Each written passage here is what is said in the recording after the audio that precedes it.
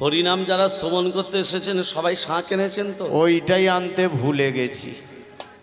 শাঁখ আনেনি? না। ফুল আনেনি? না।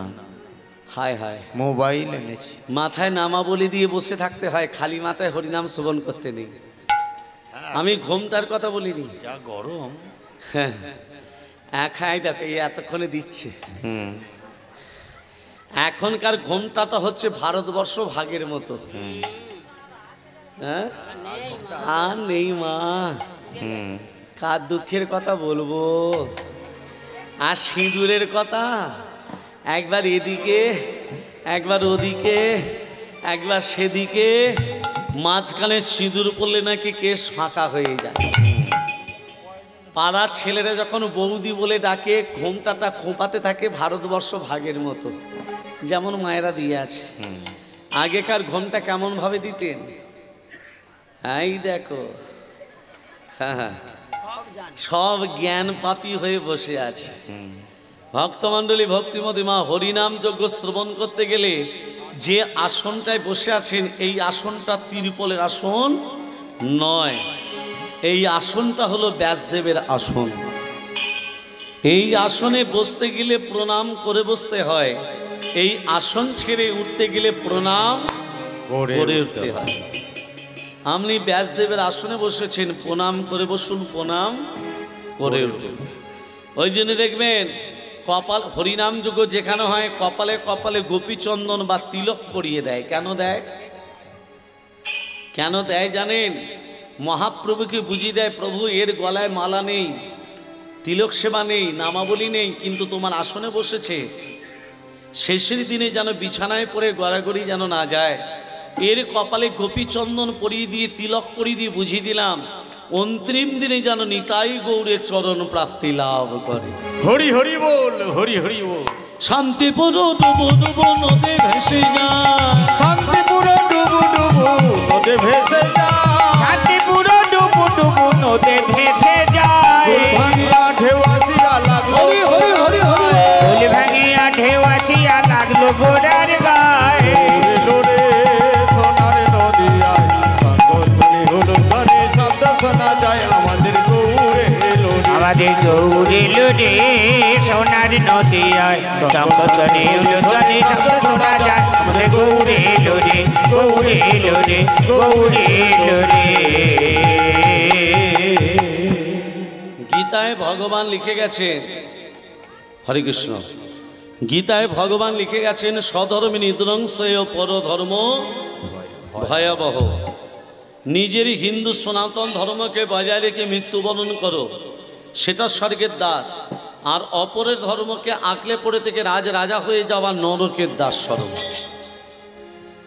নিজের হিন্দু সনাতন ধর্মকে বজায় রাখো। এখন খ্রিস্টানরা বলছে আমাদের ধর্ম গ্রহণ করো, আর খ্রিস্টানদের ধর্ম যদি গ্রহণ করেন আপনি মারা যাওয়ার পর আপনাকে নরকে যেতে হবে, আর হিন্দু সনাতন ধর্ম গ্রহণ করে যদি আপনি মারা যান আপনি নিতাই গৌরের চরণের দাস দাসী হয়ে থাকবেন। রামচন্দ্রের বাবার নাম কি?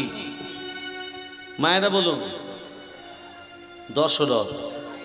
দশরথের বাবার নাম কি? 11 রথ।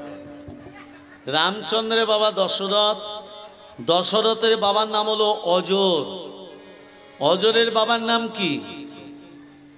রঘু। আমরা রামচন্দ্রকে কি বলে ডাকি? রামচন্দ্রকে কি বলে ডাকি? রঘুপতি রাঘব রাজা রাম পতিত পাবন সীতারাম। রঘুপতি রাঘব রাজা রাম পতিত পাবন সীতারাম। জয় রঘুপতি রাঘব রাজা রাম পতিত পাবন সীতারাম। সীতারাম জয় রাজা রাম রঘুপতি রাঘব রাজা রাম। সীতারাম জয় সীতারাম রঘুপতি রাঘব রাজা রাম। রঘুপতি রঘুপতি রাঘব রাজারাম পতিত পাবনে সীতারাম। জয় জয় রঘুপতি রাঘব রাজা রাম পতিত পাবন সীতারাম। ईश्वर अल्लाह तेरी नाम सबको सुमति दे भगवान। ईश्वर अल्लाह तेरे नाम सबको सुमति दे भगवान। रघुपति राघव राजा राम पतित पावन सीताराम। रघुपति राघव राजा राम पतित पावने सीताराम। जय जय रघुपति राघव राजा राम पतित पावन सीताराम। মায়েরা তাহলে রামচন্দ্রকে আমরা কি বলি? রঘুনন্দন বলি। সে তো দশরথের ছেলে। হরে কৃষ্ণ। সে তো দশরথের ছেলে। তাদের দশরথ নন্দন না বলে রঘুনন্দন কেন বলি? এই তত্ত্বটা দেখুন। যেমন সীতার বাবার নাম কি? সীতার বাবার নাম কি জানেন? রাবণ। বলতে পারবেন কেউ? আরে বাবা, জনকটা তো পদবী রে বাবা। আমার নাম পবিত্র মুখার্জি, মুখার্জিটা পদবী, নামটা পবিত্র। জনকটা পদবী, নামটা কি? কীর্তনে আসা কেন? কিছু পাবার জন্য। নাম হলো শিরধ্বজ জনক। কি বললাম? সীতার বাবার নাম শিরধ্বজ জনক। জনক। তা একদিন নারায়ণ ভোলানাথকে বলছে, ভোলানাথ ভক্ত দর্শন করবে? হ্যাঁ করব। কোথায় ভক্ত? ওই যে গাছের তলায় বসে ধ্যান করছে, ওর নাম হচ্ছে রঘু। হ্যাঁ শোনো ভোলানাথ, বলো। তুমি বাঘ হবে, হ্যাঁ আমি বালক হব। হ্যাঁ তুমি বাঘ হয়ে আমাকে খেতে আসবে। হ্যাঁ। আমি বাঁচাও বাঁচাও বলে চিৎকার করব। হ্যাঁ। রঘু আমাকে বাঁচায় না কি করে? এটাই ভক্ত পরীক্ষা। ঠিক আছে প্রভু। ভোলানাথ কি হলো? বাঘ। আর নারায়ণ কি করেছে? বালক রূপ ধারণ করে ওই রঘুর সামনে গিয়ে বলছে, বাঁচাও বাঁচাও।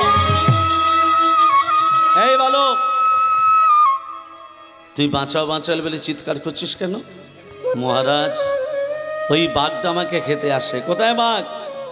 বস আমার কোলে বস, দেখি বাঘটা তোকে কি করে খায়। তোর কোনো ভয় নেই, আমার কোলে বস। রঘু তো জানে না যাকে কোলে বসাচ্ছি সে কে মা, সে কে? নারায়ণ। বস আমার কোলে বস, তোর কোনো ভয় নেই। বাবা, যিনি ভয় ভবভঞ্জন বিপদ ভঞ্জন, তাকেই বলছে তোর কোনো ভয় নেই, আমার কোলে বস।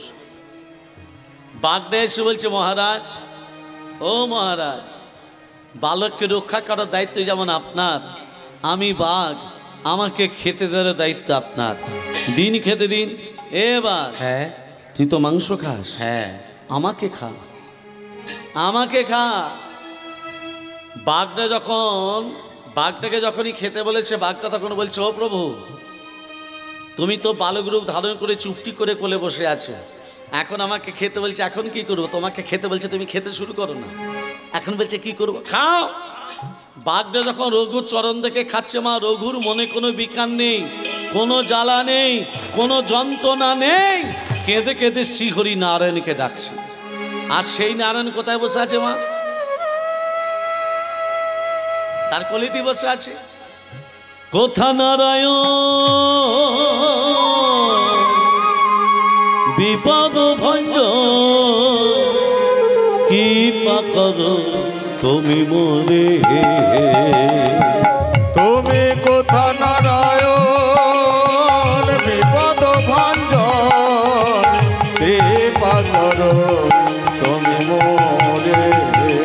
তুমি কোথা নারায়ণ বিপদ ভঞ্জন, কৃপা করো তুমি মোরে। অনাথের না তুমি দিনের দয়া, রক্ষা করো তুমি তুমি মোরে। অনাথের না তুমি দিনের দয়া, রক্ষা করো তুমি তুমি মোরে। অনাথের না তুমি দিনের দয়া, রক্ষা করো তুমি তুমি মোরে কোথা নারায়ণ বিপদ ভঞ্জন কৃপা করো তুমি মোরে তুমি কোথা নারায়ণ বিপদ ভঞ্জন কৃপা করো তুমি মোরে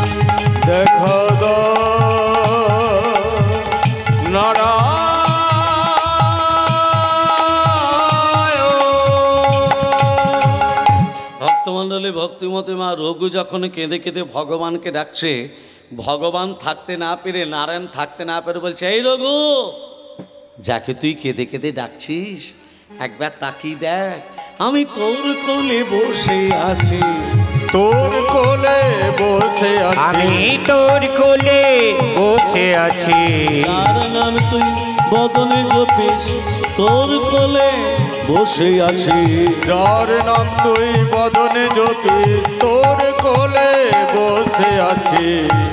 শোন, তোর মতো ভক্তকে প্রতিষ্ঠা দেওয়ার জন্য আগামী ত্রেতা যুগে আমি দশরথের পুত্র রামচন্দ্র হয়ে আমার আবির্ভাব হবে। তোর মতো ভক্তকে প্রতিষ্ঠা দেওয়ার জন্য কেউ আমাকে দশরথ নন্দন বলবে না, সবাই আমাকে বলবে রঘু নন্দন। ভক্তমণ্ডলী, ভক্তিমতী মা আজকে এই বৃন্দাবনে বসে যেখানে হরিনাম হয় সেটা হলো বৃন্দাবন, আর তুলসী কাননা যত্র তত্র বৃন্দাবন পুরী, যেখানে তুলসী বৃক্ষ সেই জায়গাটা হলো বৃন্দাবন। মায়েরা তুলসী পত্র তোলার সময় মন্ত্র বলেন, ওই চরপর করে তুলে নেওয়া হয়। আমি দুটো মন্ত্র শিখিয়ে দিচ্ছি। এক, তুলস্য নামসি ধাম নামাসি সদাত্তং কেশবপ্রিয়া কেশবাত্তে চিনামিতং বরদা ভব শোভনে। মনে রাখবে? হয়ে গেল। আর একটা বলে দিই, বৃন্দাওই তুলসী দেব্যই প্রিয়াওই কেশবস্য বিষ্ণু ভক্তে প্রদে দেবী সত্যবতী নমো নমঃ। মনে রাখবে না? এত বড় বড় মনে থাকবে না, ছোট কিছু থাকে তো বলুন। তুলসী পত্র তোলার আগে তুলসী বৃক্ষটাকে 3 বার প্রদক্ষিণ করুন হরে কৃষ্ণ নাম বলতে বলতে। এক হাতে তুলসী পত্র তুলবেন না, বাঁ হাত বৃদ্ধাঙ্গুলি অনামিকা, কি আঙ্গুল দিয়ে? বৃদ্ধাঙ্গুলি অনামিকা, আর ডান হাত দিয়ে বৃদ্ধাঙ্গুলি অনামিকা। বিন্দুটি খসাবার আগে মুখে বলে দেবেন নমো বৃন্দা ওই। কি বলবেন? নমো বৃন্দা ওই। মনে থাকবে? আসুন এই বৃন্দাবনে বসে সবাই মিলে দুবাহু তুলে কণ্ঠে কণ্ঠে মিলে তালে তালে দিয়ে ভজন গান করে লীলার ভেতরে যাবে। প্রেম সে কি রাধা রানী কি জয় হো, প্রেম সে কি রাধা রানী কি জয় হো, রাধা রানী কি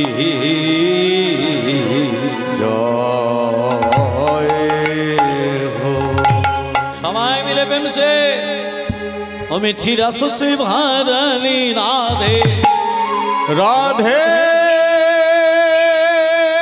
राधे राधे राधे राधे राधे राधे ओ मिठी रस से भरली राधे रानी लगे राधे रानी लगे मनो अमन अमन पारो पारो जमुना जी को पानी लगे मिठी रस से भरली राधे रानी लागे राधे रानी लागे मनो हरि हरि हरि हरि पारो पारो जमुना जी को पानी लागे मिठी रस से भरो रे राधे रानी लागे राधे रानी लागे मनो मनो मनो पारो पारो जमुना जी को पानी लागे राधा की गरी गरी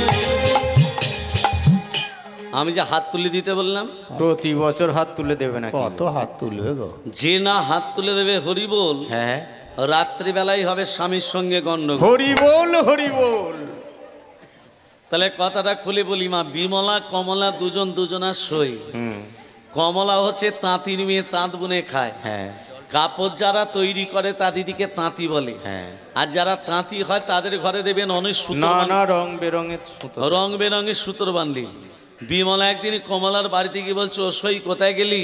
আয় বস, আমি মন্দিরে আছি রে।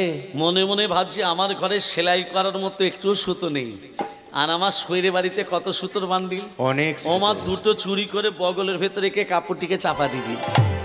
এমন সময় সই মন্দির থেকে বেরিয়ে বলছে, সই রে বললে একা একা হরিনাম করতে ভালো লাগছিল না, হ্যাঁ চ না দু সই মিলে দু বাহু তুলে হরিনাম করি। সর্বনাশ।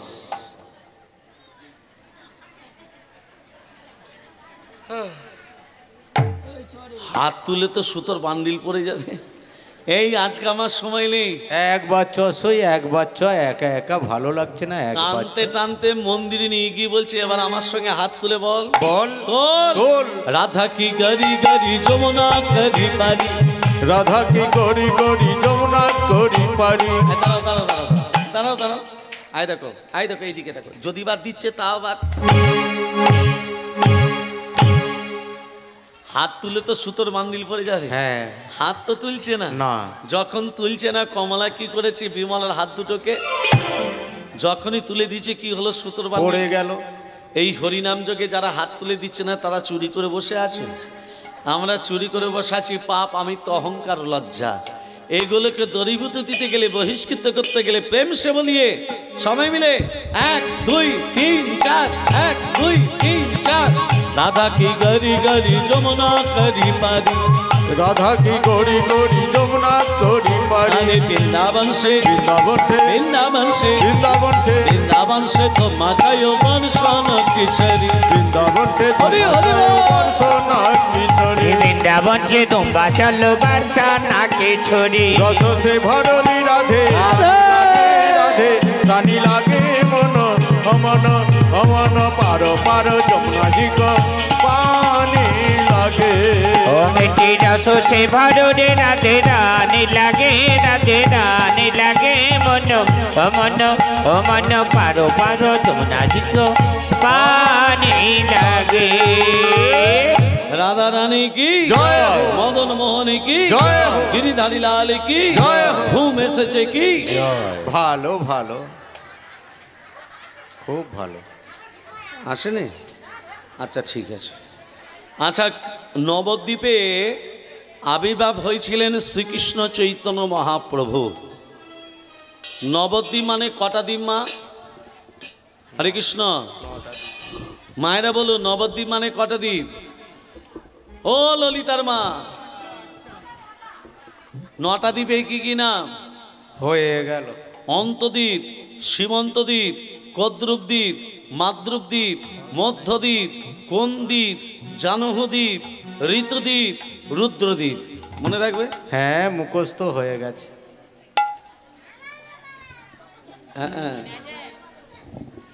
আর ওই নবদ্বীপে আবির্ভাব হয়েছিলেন শ্রীকৃষ্ণ চৈতন্য মহাপ্রভু।